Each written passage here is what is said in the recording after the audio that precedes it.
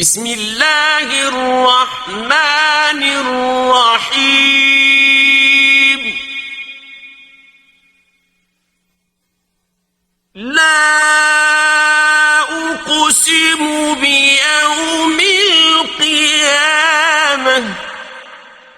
ان سے کہو کہ نہیں، بات یوں نہیں جیسے تم خیال کیے بیٹھے ہو کہ ہم جس طرح جی میں آئے کریں، ہمیں کوئی پوچھنے والا نہیں۔ میں دور قیامت کو شہادت میں پیش کرتا ہوں جب اعمال کے ظہور نتائج کا وقت آئے گا۔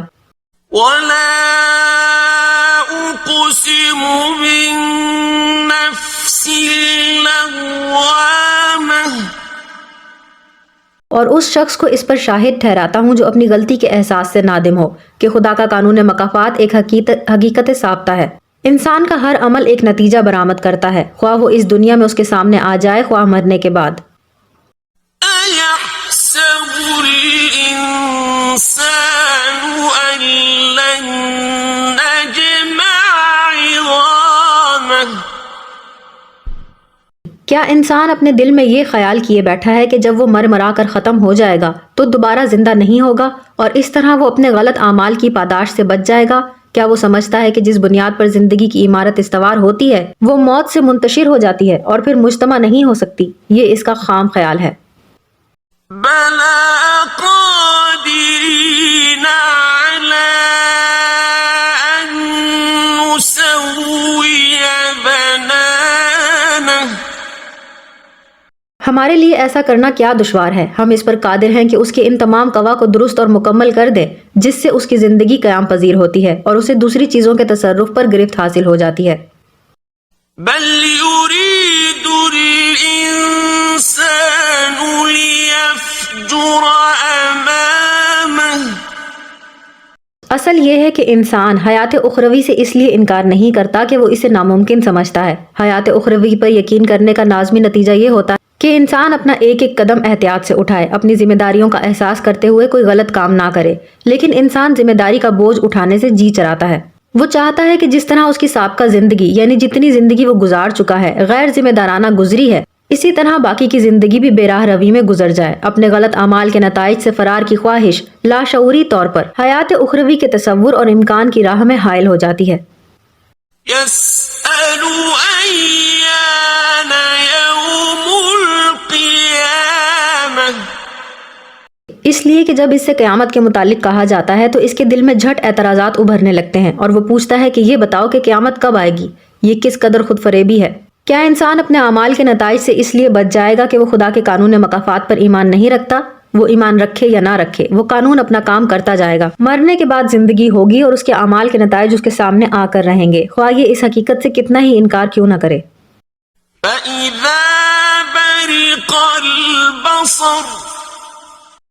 باقی رہا یہ کہ قیامت کب آئے گی تو اس کا علم تو صرف خدا ہی کو ہے، لیکن جب وہ آئے گی تو حالت یہ ہوگی کہ ہمارے حیرت کی آنکھیں خیرہ ہو جائیں گی۔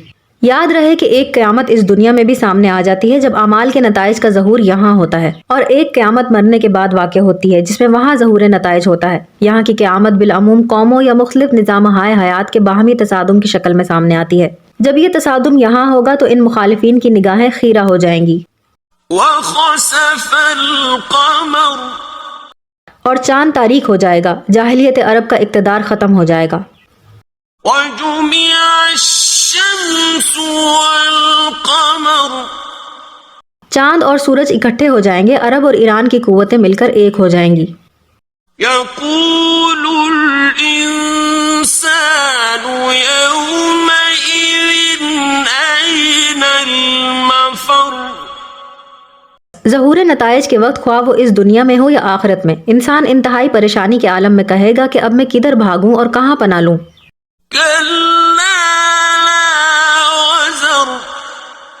اس وقت کوئی ایسی جگہ نہیں ہوگی جہاں بھاگ کر پناہ لی جا سکے۔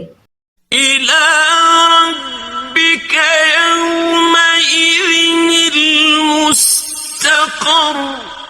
اس وقت انسان کا ٹھکانہ صرف عدالت خداوندی ہوگا، اس کے کٹہرے سے بھاگ کر انسان کہیں نہیں جا سکے گا۔ يُنَبَّأُ الْإِنسَانُ يَوْمَئِذٍ بِمَا قَدَّمَ وَأَخَّرَ۔ اس دن انسان کے اگلے پچھلے تمام اعمال کے نتائج اس کے سامنے آ جائیں گے۔ بل الإنسان على نفسه بصيرة اس کے لیے نہ کسی خارجی گواہ کی حاجت ہوگی نہ بیرونی ثبوت کی ضرورت. انسان اپنے خلاف آپ خود دلیل ہوگا. اس کی ذات جس پر اس کے ہر عمل کا اثر منقوش ہوتا چلا جاتا ہے اس کا اعمال نامہ ہوگی. وَلَوْ أَلْقَى مَعَاذِيرَهُ اس وقت تو اس کی عقل بہانہ ساز اس کے غلط اعمال کے جواز میں ہزار دلائل پیش کر دیتی ہے اور اس طرح حقیقت پر پردے ڈالنے کی کوشش کرتی رہتی ہے، لیکن اس وقت اس کے تمام اعمال بے نقاب ہو کر سامنے آ جائیں گے اور کسی قسم کا کوئی بہانہ کام نہ دے گا. لا تحرك به لسانك لتعجل به اس قسم کی بہانہ سازی کرنے والوں سے کہہ دیا جائے گا کہ کینچی کی طرح زبان چلانے کی کوئی ضرورت نہیں، اس سے کوئی فائدہ نہیں ہوگا. تو چاہتا ہے کہ اس تیز کلامی سے معاملہ رفع دفع ہو جائے؟ ایسا نہیں ہو سکتا. یہ معاملہ اس طرح ختم نہیں ہو جائے گا. إن علينا جمعه وقرآنه یہ کام خود ہم نے اپنے ذمہ لے رکھا ہے کہ انسان کے اگلے پچھلے تمام اعمال کو اکٹھا کیا جائے اور پھر انہیں نہایت حفاظت سے رکھا جائے.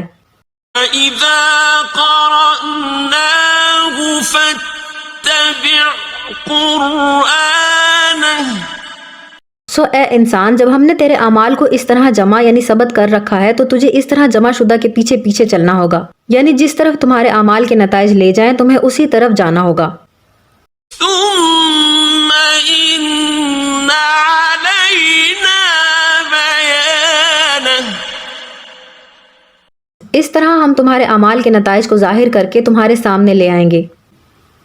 كلا بل تحبون العاجلة تم جو حیات اخروی سے اس طرح بدکتے ہو تو اس کی وجہ یہ ہے کہ تم صرف مفاد عاجلہ پر نگاہ رکھتے ہو. تم اسی دنیا کی طبیعی یا حیوانی زندگی کے مفاد حاصل کرنے کو مقصود حیات قرار دیتے ہو. وتذرون الآخرة اور مستقبل کی زندگی کا تمہیں کوئی خیال نہیں. وجوه يومئذ ناظرة حالانکہ مستقبل کی خوشگواریاں مفاد عاجلہ کے مقابلے میں بہت زیادہ شگفتہ اور شاداب ہیں. جن لوگوں کو وہ حاصل ہوں گی ان کے چہرے حشاش بشاش اور تر و تازہ ہوں گے. إلى ربها ناظرة وہ اپنے نشو نما دینے والے کی فیض کستری اور کرم فرمائی کا نظارہ کر رہے ہوں گے. ووجوه يومئذ باسرة ان کے برعکس جن لوگوں کو یہ کچھ میسر نہ ہوگا ان کے چہرے افسردہ اور پژمردہ ہوں گے. تظن أن يفعل بها فاقرة اس لیے کہ انہیں یہ دھڑکا لگا ہوا ہوگا کہ اب وہ مصیبت آنے والی ہے جو ان کی کمر توڑ کر رکھ دے گی. كلا إذا بلغت التراقي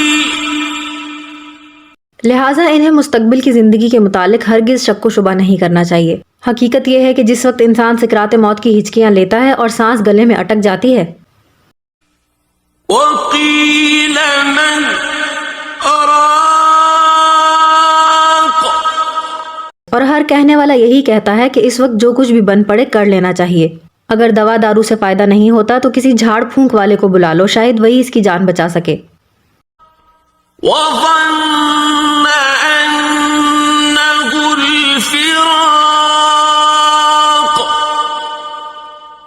اس سے مرنے والا سمجھ لیتا ہے کہ اب اس کا آخری وقت آ پہنچا ہے. والتفت الساق بالساق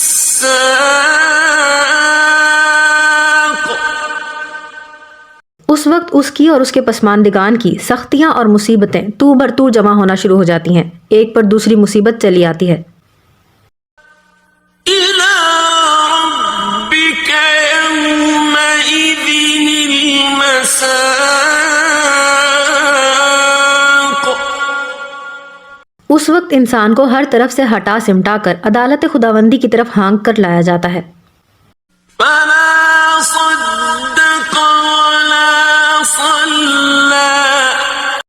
حقائق کی روشنی میں تو تم اس شخص سے کہو جو ہمارے قانون مکافات کی تصدیق نہیں کرتا اور سیدھے راستے پر نہیں چلتا، ولكن كذب وتولى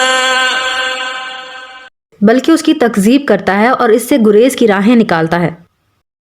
ثم ذهب إلى أهله يتمطى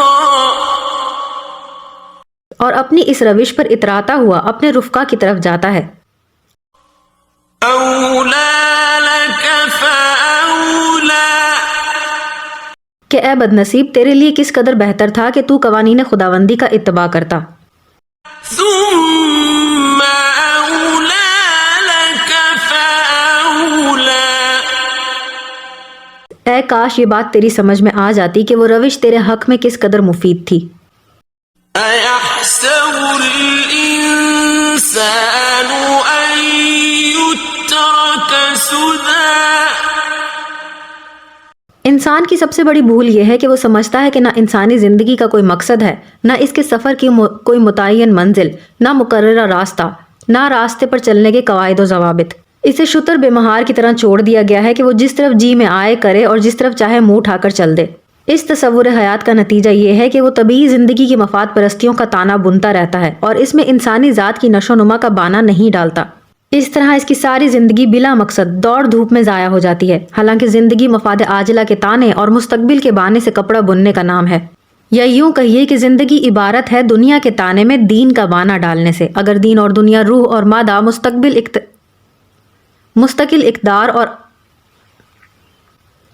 اقدار اور امور تمدن و سیاست کا اس طرح امتزاج نہ ہو تو انسانی زندگی کا مقصد حاصل نہیں ہو سکتا۔ قرآنی تعلیم انہی کا امتزاج سکھاتی ہے اور یوں انسانی کوششوں کو نتیجہ خیز بنا دیتی ہے۔ ألم يك نطفة من مني يمنى اسے سوچنا چاہیے کہ حیات انسانی کتنے ارتقائی مراحل طے کرنے کے بعد انسانی پیکر تک پہنچتی ہے۔ وہ ایک قطرہ آب تھا جو رحم میں گرایا گیا، ثم كان علقة فخلق فسوى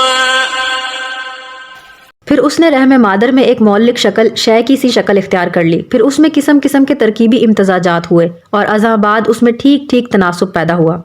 فجعل منه الزوجين الذكر والأنثى اور اس میں جنسی تفریق سے مرد اور عورت کے جوڑے بنے۔